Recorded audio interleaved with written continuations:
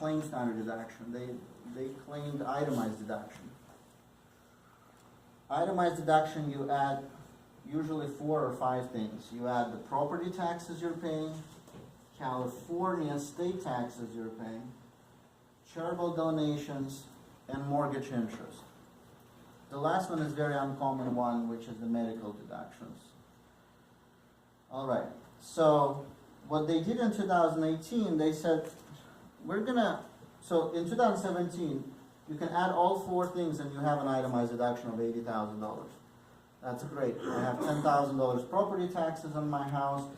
I have California taxes, $40,000, mortgage interest, and charitable donation.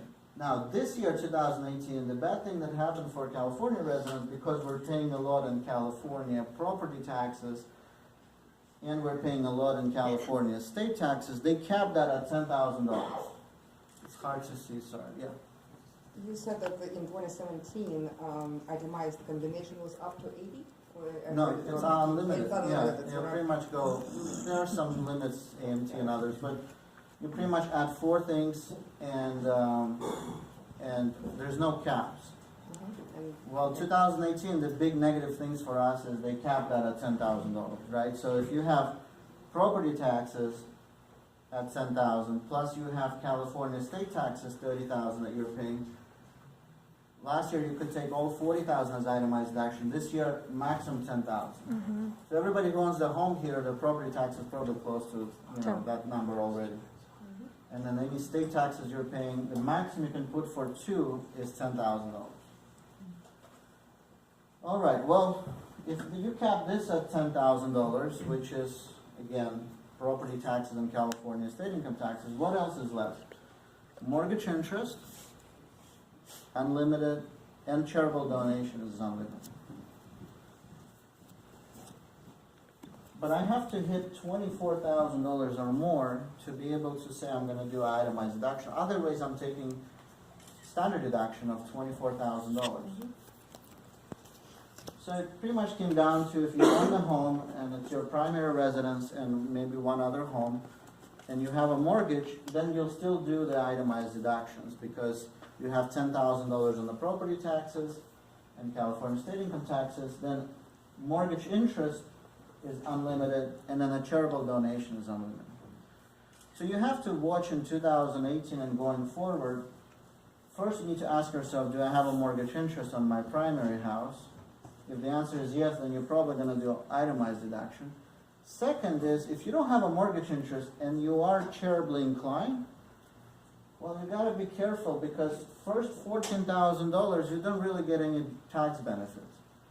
So you get $10,000 cap on California taxes and property taxes, and then you only, let's say you do $5,000 donation to the charity, you're still going to take $24,000 standard deduction. So what we do in this situation is we combine those $5,000 donations all in 1 year by creating a charitable account and maybe uploading $20,000 or $30,000 all in 1 year. And then they don't do any donations next year. So this year they can take still itemized deduction, and the following years they still take the $24,000 deduction.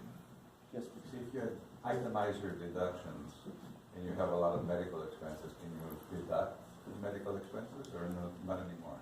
7.5%, 7.5% over your AGI.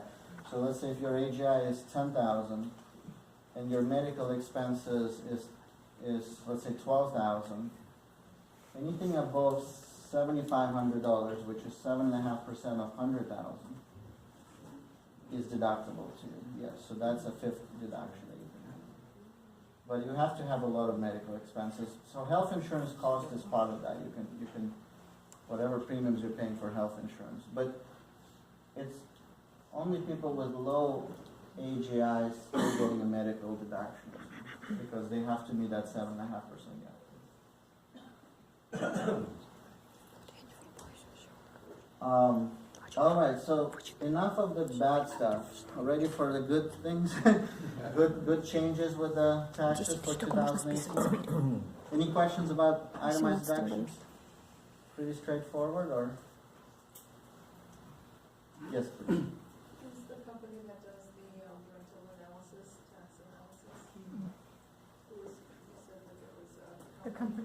company, we will give you that contact. This is our partner. His name is William Schaub. Oh, okay. And whoever is interested, we would definitely introduce you straight.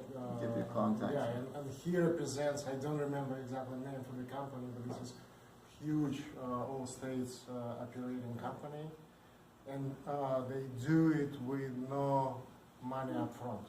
So basically, only if you go for your potential savings, then they would charge you like 10% of savings actually. Yeah.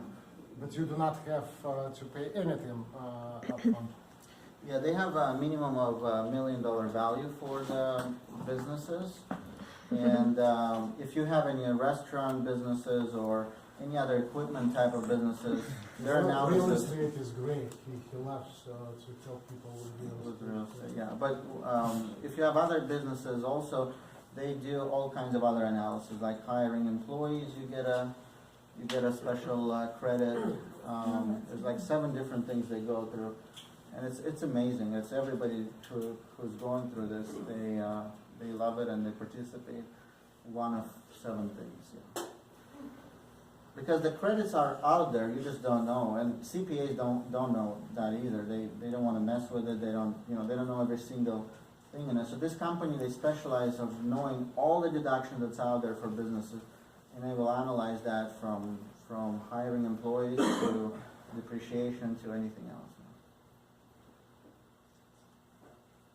All right, so here's the positive changes with taxes, right? So what are the positive changes? The positive changes that now we have additional bracket. So what you see here, and again, sorry if it's hard to see here, but this is the actual tax bracket. So once you get to taxable income on your tax returns, you then start taxing that money. And the tax brackets now are bigger. So you can put more money in the 10% bracket, in 12% bracket, 22% bracket, and 24% bracket. So the 12% bracket just came out of nowhere. We didn't have that. It was different. And then you have 22 and 24. But look how much you can put in as a married couple. So a married couple, you can put $315,000, 24% bracket or lower. The average for that is around 17%. But before, you would be at 35% tax bracket. So 2017, if you had that, then you would be paying 35% if you have 350,000. So there are 2 things that we're doing with clients, right? We want to make sure the first jump, it goes from 12 to 22%. If we're on this fence from 12 to 22%, we're trying to keep them under 12%.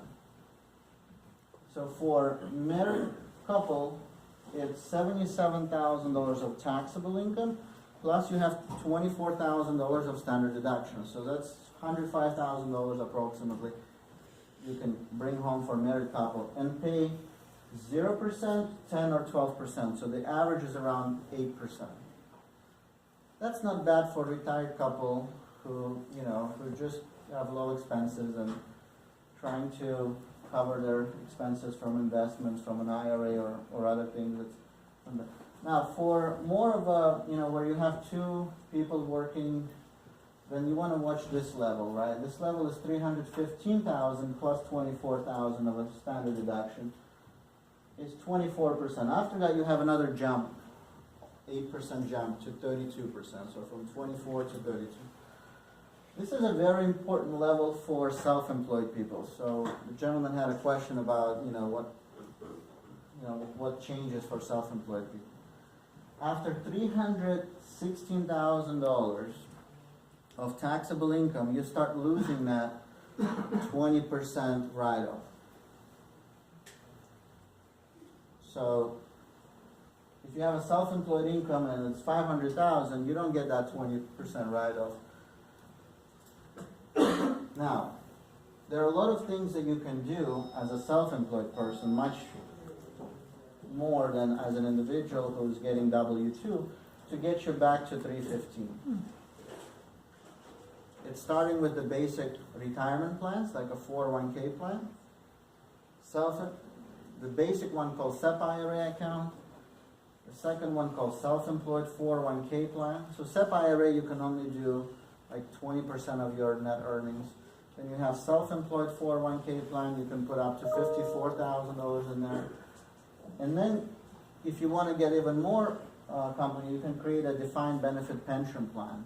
That one you can upload, 150,000, even more, as much as you want to. So you can defer your taxes, and it's actually came very helpful this year. So I'm sitting down with a couple, she owns a daycare business, and he works for a company here, local company in the Bay Area. So his income is $200,000, and her income is $200,000.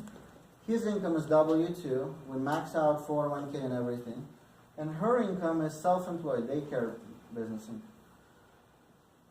So we're sitting down and they're over 316. So she has to pay full 100% of her 200,000 in taxes, right? And she will fall into 32% bracket.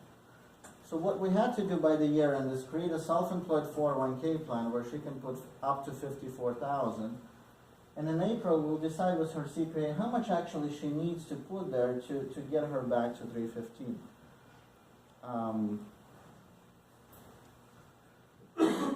So that's one of the things that you have to do by the year end to be able to do it in April to lower your taxes. So what we did is, yes, she will have to put maybe $50,000 in her own self-employed 401k plan, but now she has to pay 80% of 200 versus 100% of 200 on her self-employed income. So versus paying taxes, she put money in her own retirement savings plan. Again, this is all new for 2017. That level for self-employed people is very important. There are other things you can do by the year in which you know, right? Charitable donation, if you're itemizing, uploading charitable donation, things like, giving your old cars or regular stock that appreciated to a charitable account is important. Creating a health savings account is very important. So if you have a health insurance plan, then it's high deductible and eligible for health savings account. Health savings account is probably the best account that's out there. You're putting money, you can put, like, say, for an individual, it's $3,200 before taxes, so it's tax deductible to you. It's growing tax-free, and when you take money, you don't have to pay taxes. The money is for medical expenses. You can only use for medical expenses, but you can pay premiums from that. But health savings account, especially for self-employed people who has to buy their own insurance, they all probably lean towards the high deductible health savings account type of insurance plan. So you need to have that account open in 2018 to be able to contribute in 2019 to it. You can even contribute now, but you cannot do it backwards. So when you're filing your taxes for April, you cannot. It's a bit too late. All right. Okay, so the positive change is that even though we're here in California, capped on property taxes and California state income taxes, which we pay a lot, it was main portion of all of our itemized deductions before. Now it's $10,000 maximum we can take. The positive thing that we can now put our taxable income into the brackets that are bigger and wider, so we pay less in percentage if we, so every single bracket is better than the last year. And the takeaway from here is just watch the couple jumps here from 12 to 22, if you can stay under 12, or from 24 to 32 if you're self-employed specifically. All right, good. Questions about the tax brackets or anything? Yes, please. If I understood right, you said that for tax purposes, owners of rental property were now considered self-employed. Yes. So therefore, although I'm sure it's not simple, do self-employed 401s and IRAs apply then? Okay, so the question is, if I'm getting a rental income and it's taxable to me as a self-employed, can I create a self-employed can I create a retirement plan that self-employed person can create? It's complicated. The short answer is no. It's still considering as a passive income.